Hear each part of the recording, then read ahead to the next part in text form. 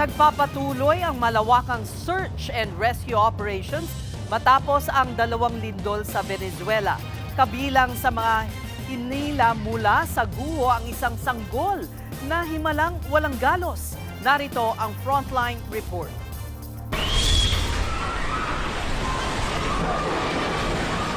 Matapos tumama ang magkasunod na magnitude 7.2 at 7.5 na lindol sa Venezuela kahapon, unti-unting lumilitaw kung gaano kalawak ang pinsalang iniwan nito.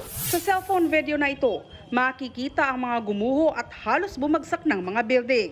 Sa nagpapatuloy na malawakang search and rescue operation, isang sanggolang nasagip. Nabalot sa alikabok ang baby pero himalang wala siyang galos. Na-rescue rin ang isang babaeng Chinese national. Dahan-dahan siyang hinila mula sa gumuhong pader. Nang tuluyang makalabas ay nagpalakpakan ng mga tao sa paligid. Nagawa pa niyang kumaway habang buhat ng mga rescuer. Iba rin ang saya ng ilang rescuer nang masagip nila ang isang natrap na aso.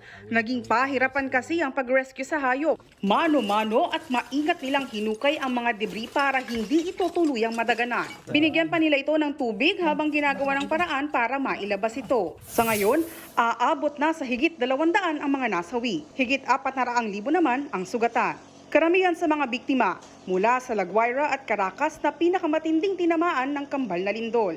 Ito ang itinuturing na pinakamalakas na tumama sa Venezuela.